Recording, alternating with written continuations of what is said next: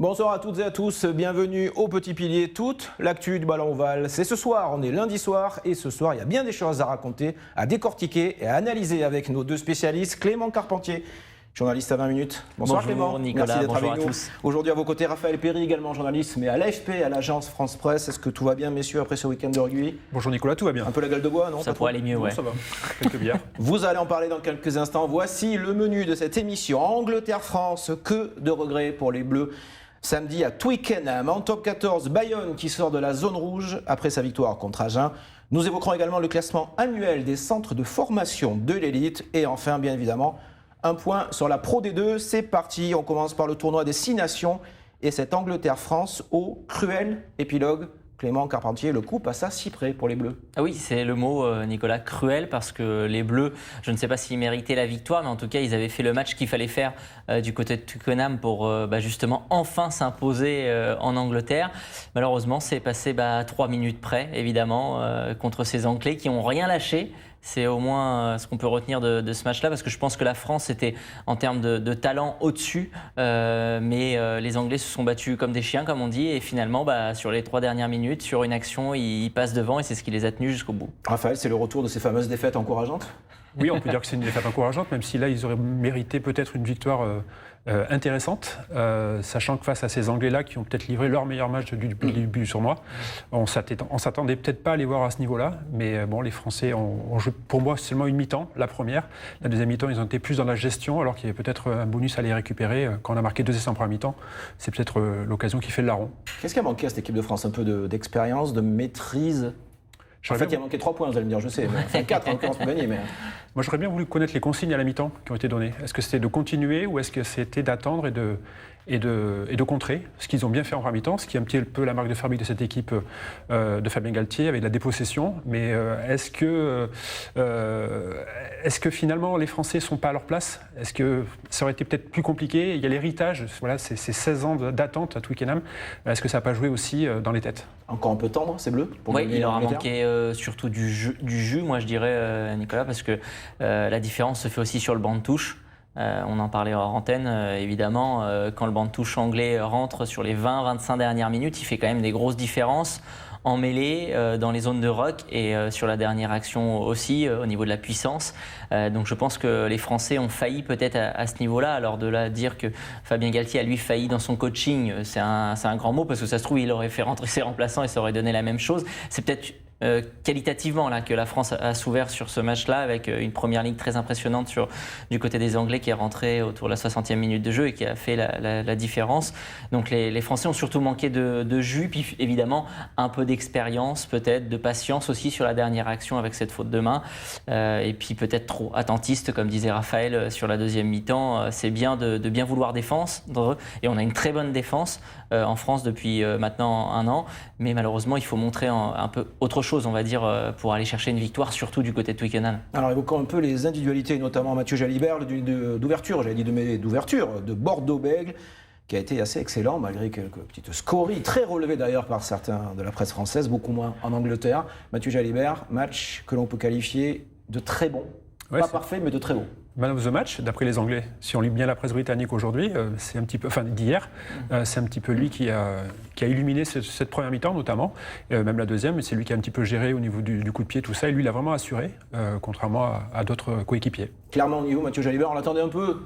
De l'extérieur, on l'attendait un peu dans un match comme ça. Il a été clairement au niveau. Mathieu Jalibert, on l'attend toujours au coin du bois et il répond toujours présent. Surtout que là, évidemment, il y avait Ntamak sur le banc de touche. Donc, il fallait savoir s'il allait répondre présent aussi avec cette pression. Mais c'est un gamin qui adore la pression. Donc, moi, je ne me faisais pas trop de soucis pour lui du côté de Twickenham et ce match face à l'Angleterre. En plus, il a été, au-delà d'être bon dans le jeu, il a été bon aussi au pied, puisque c'est ce qu'on lui avait reproché en Irlande, d'avoir laissé quelques points en cours de route. Là, il a fait un 100%, je crois, au pied et tout. Après, oui, sur la deuxième mi-temps, il disparaît un peu en même temps que son équipe, et c'est peut-être là où on doit lui demander de prendre encore plus de responsabilités et d'utiliser notamment son jeu au pied long, puisque la France a manqué un peu de longueur là-dedans, a manqué aussi quelques touches. Alors pour le coup, lui, il n'y est pas forcément pour grand chose, mais sinon, il a fait un match complet, un match très solide. Et après, évidemment, en France, on aime bien critiquer, donc on essaye toujours de relever le petit truc qui n'a pas été, surtout quand on perd au bout du compte. Mais franchement, là, c'est très très solide ce qu'il fait fait en ce moment quand même. Il sera titulaire contre les Gallois ce samedi? Ça va être compliqué de le sortir. En plus, pour revenir à ce que dit Clément, il a été bon aussi parce que ceux qui sont habituellement bons, c'est-à-dire Dupont ou Dulin, depuis le début du tournoi, ont été un petit peu moins forts, un petit peu moins performants. Donc lui est monté en niveau. Donc je pense qu'il sera titulaire, oui, contre les Gallois. Je ne vois pas Galtier changer sa stratégie, sachant que Ntamak n'a pas joué ce week-end, il revenait de blessure, il n'a peut-être pas le rythme. Un mot de France-Galles pour terminer cette page équipe de France. Et dès samedi soir, ça enchaîne très vite pour les Français avant leur match en retard, a priori le 26 contre l'Écosse. France-Galles pour gagner encore le tournoi, est-ce que c'est possible? De toute façon, il n'y a pas d'autre solution pour les Français. Il faut gagner déjà celui-ci après. Et puis après, essayer de gagner celui contre l'Écosse avec 2 matchs à domicile au Stade de France. Ce qui va être intéressant, c'est que déjà, d'une, il faut rebondir après une défaite, ce qui n'est pas arrivé souvent pour le 15 de France. Et de deux, ils vont jouer peut-être pour la première fois de l'ère Galtier avec la pression du résultat. Puisque là, ce ne sera pas juste aller gagner à Twickenham parce qu'on n'a pas gagné depuis je ne sais pas combien de temps, ou aller en Irlande avec la même pression. Il faut vraiment gagner ce match pour espérer gagner le tournoi. Et attention, c'est jamais la même chose dans les têtes pour les joueurs. Donc ça va être très intéressant aussi de voir si cette équipe a gagné en maturité et peut rebondir très rapidement. Plus de pression sur la France, comme le dit Clément, pour ce match-là contre les Gallois qu'en Angleterre? Plus de pression du résultat, on attend la France en fait. S'ils veulent gagner le tournoi, ils sont obligés de gagner, si possible avec le bonus, sans laisser le bonus aux Gallois, c'est-à-dire il n'y aura peut-être pas beaucoup de pénalités qui seront tentées, ça ira sûrement en pénal touche jusqu'à ce que les Français aient marqué 4 essais, et après peut-être pour faire les écarts, et ça peut se jouer au goal average au final ce tournoi. C'est à ce match-là qu'on va voir si les Français ont progressé ou pas contre les Gallois. J'insiste là-dessus parce que c'est un match, comme vous le disiez, après une défaite. On les attend, ils ne sont pas passés très loin, on a envie de dire, on a envie de les voir à la hauteur face aux Gallois et les battre. Là on se dira, ils ont franchi un palier. On les a déjà vus franchir quelques paliers du côté de l'Irlande, du côté de Twickenham, même si c'est une défaite, il y a quand même des paliers qui sont franchis. Maintenant, là on va voir avec la pression du résultat. Je pense qu'ils n'ont pas le droit de perdre, c'est clair et net s'ils veulent gagner le tournoi. Donc évidemment, on va voir s'ils peuvent franchir encore un cap. En tout cas, la cassure du Covid-19 finalement n'a pas vraiment existé, ou en tout cas elle n'existe pas aujourd'hui. Donc on espère qu'ils vont continuer à progresser et finalement continuer sur leur élan qui dure maintenant depuis quand même quelques temps, on va dire. L'épisode Covid est tourné en équipe de France? Apparemment, il y a un cas à Montpellier aujourd'hui, mais bon, ça concerne l'équipe de France. Oui, mais on ne sait jamais. Maintenant, avec faut manger des gaufres, il faut faire plein de trucs. Donc les tensions, c'est éliminé après ça. A priori, oui. Ils sont professionnels aussi, quand même. A priori, ils sont professionnels. Par contre, ça s'est peut-être vu. Certains joueurs qui étaient covidés ont peut-être eu du mal à finir le match contre les Anglais. Par exemple, Dupont. Quand je dis ils sont professionnels, c'est sur le terrain. Quand ils jouent, ils sont capables de passer d'un match à l'autre, pas forcément en dehors. Mais c'est de l'épisode, on l'espère, ancien pour l'équipe de France et qui affrontera ce samedi le Pays de Galles dans le cadre du tournoi des 6 nations. Le deuxième thème de ce lundi soir, messieurs, concerne le top 14 et ce match en retard qui a lieu un petit peu avant Angleterre-France. Aviron Bayonnais, Agen, 48-20. Sauf erreur de ma part. Pour l'Aviron Bayonnais, contrat rempli pour l'Aviron qui avait beaucoup de pression sur les épaules sur ce match-là. Oui, beaucoup de pression et on l'a senti quand même une bonne partie du match parce qu'ils ont mis du temps à décrocher les Agenais qui, comme d'habitude, ont réalisé plutôt un bon début de match ou même une bonne première mi-temps. Il a fallu attendre, je crois, la 55e et la 60e minute pour que l'Aviron passe, on va dire, à la vitesse supérieure. Et puis après, ils sont allés chercher ce bonus offensif qui était quand même capital pour eux dans cette course au maintien. Au-delà de la victoire, ce point de bonus pourrait compter aussi à la fin du championnat avec cette course avec Pau et Montpellier. Donc contrat rempli, comme vous le dites, et maintenant tout le monde est à égalité et voilà, c'est le sprint final. Bayonne au rendez-vous de ce match en retard. Hein. Oui, il ne fallait pas se rater. Ne pas être la première à perdre contre Agen. Déjà, ça va être la première équipe. Ouais. Ça va être la pression qui va être mise sur Pau, qui va recevoir aussi Agen, donc qui va se déplacer à Agen. Donc il faudra voir comment va se comporter la section à Agen. Non, ils ont fait le boulot, ils ont imité leurs concurrents. Bayonne finalement au bout d'une heure de jeu, Agen craque, et là ils ont encaissé 4 essais en 13 minutes, donc rien à dire. Le calendrier, pas le calendrier, le classement d'ailleurs, pour l'instant. Bayonne est 12e avec 35 points, 4 d'avance, soit une victoire non modifiée sur Pau à 7 matchs de la fin. Prochain rendez-vous, ça sera le week-end du 27 mars. Bayonne recevra le Racing, Pau ira à Castres, l'occasion pour les Bayonnais de creuser encore un peu l'écart. Sur Pau. De toute façon, dans une course au maintien comme ça, il ne faut surtout pas se manquer à domicile. Peu importe si vous recevez Toulouse ou le Racing 92 comme Bayonne dans 10 jours, pour le coup, il ne faut vraiment pas se manquer à domicile parce que tout de suite, ça vous handicape.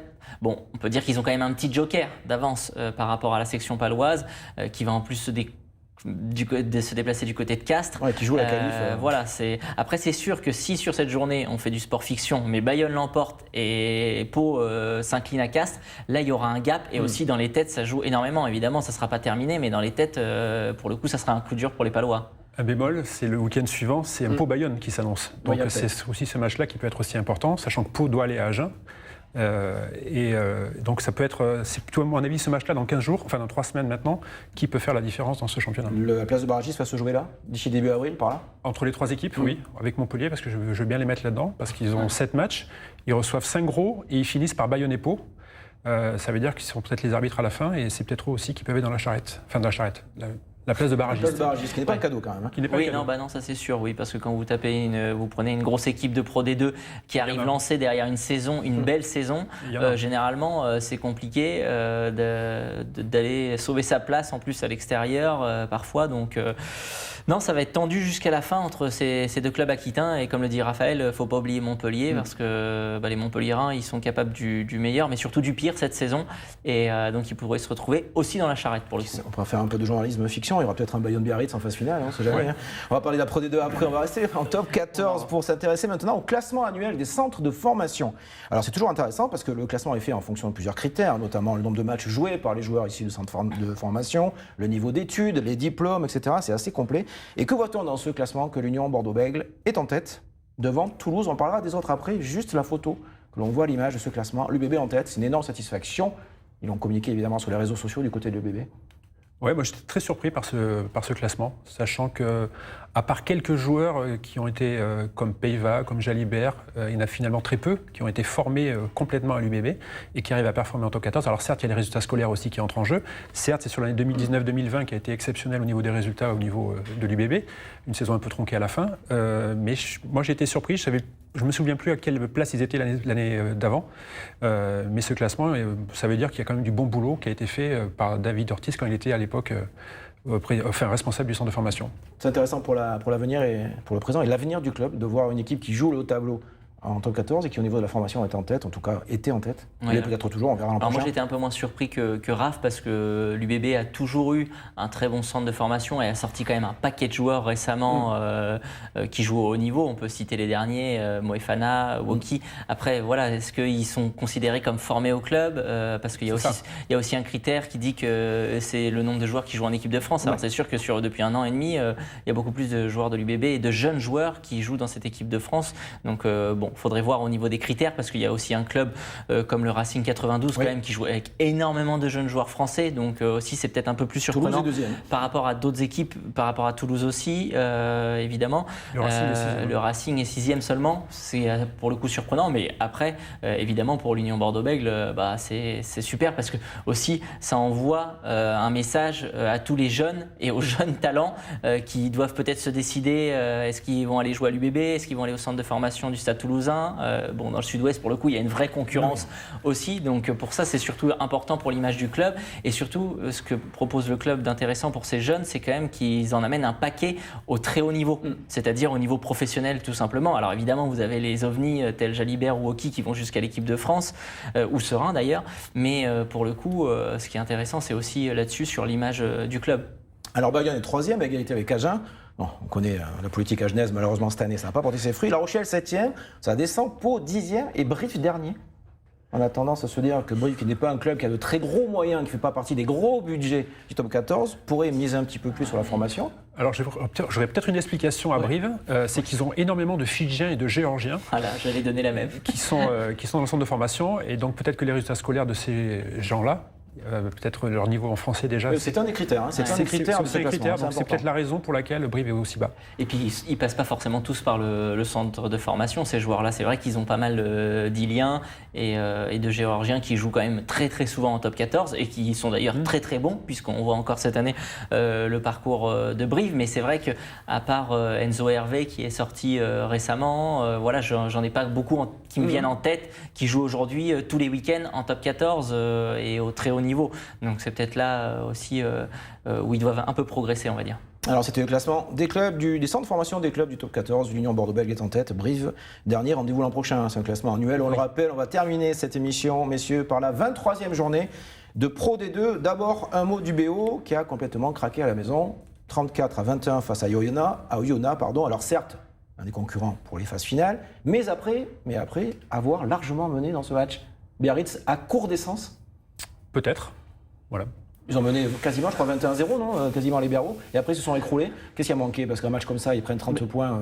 J'ai envie de dire quand même que ce match résume un peu ce qu'est cette équipe de Biarritz, c'est-à-dire capable de vraiment faire des très gros résultats à l'extérieur, même de faire des très gros matchs et de réaliser plutôt une bonne saison, mais aussi de passer complètement à travers sur certains matchs. Alors heureusement, ça leur arrive pas beaucoup cette saison, ou moins que par le passé, mais là pour le coup, c'est ce qui s'est passé face à Oyonnax. Et en fait, ils ont le condensé de ce qu'est cette équipe sur un match. Et malheureusement, c'est contre un concurrent direct, c'est à domicile. Et évidemment, pour la course à la montée en fin de championnat, c'est vraiment pas une bonne opération. Biarritz qui va rester 3e de toute façon, qui a beaucoup d'avance. Psychologiquement, c'est pas une bonne affaire de perdre comme ça à la maison. Oui, c'est un match, c'est l'histoire d'un match en fait. Voilà. Après, je pense que c'est un épiphénomène. Cette année, Biarritz a beaucoup de mal à domicile. Par contre, ils sont très performants à l'extérieur. Donc, est-ce qu'ils vont pas faire leur saison sur les matchs à l'extérieur, où peut-être il y a moins de pression? Peut-être parce que le terrain d'Aguilera aussi est moins bon, peut-être pour développer du jeu. Il y a aussi la Sailly. Oui, justement, c'était l'argument pour après. La Sailly dépendance. Il faut voir s'il est performant ou pas, Peter Sailly, pour voir s'il arrive à faire des différences. Intéressons-nous à la lutte pour le maintien. Mont-de-Marsan sévèrement battu à domicile par Grenoble. Très sévèrement d'ailleurs, 38-10. 14e, c'est quand même une contre-performance des Landais. Même si son adversaire est quand même une grosse équipe, 38-10, ça fait mal ou pas? Ça fait très mal, surtout quand vous êtes dans la situation de Mont-de-Marsan aujourd'hui, que les matchs à domicile, on en parlait tout à l'heure pour Bayonne et Pau, c'est exactement la même chose pour Mont-de-Marsan sur cette lutte pour le maintien.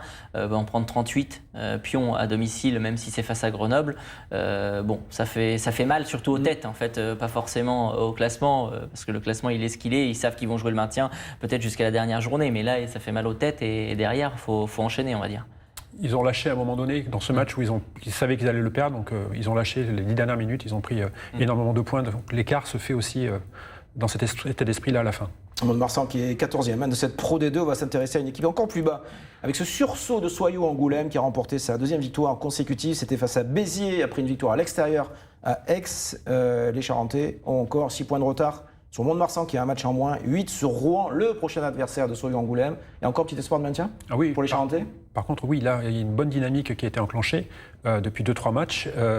Et surtout, ils ont leurs 2 adversaires directs dans les 2 prochaines journées, que ce soit Rouen et à Mont-de-Marsan. Donc, on peut dire que dans 3 semaines, on sait où sera Angoulême l'année prochaine. Vincent Etcheto va réussir le miracle de sauver Soyaux Angoulême. Il n'est pas tout seul, Vincent Etcheto, il a un staff et des joueurs, mais quand il est arrivé, c'était en très mauvaise posture.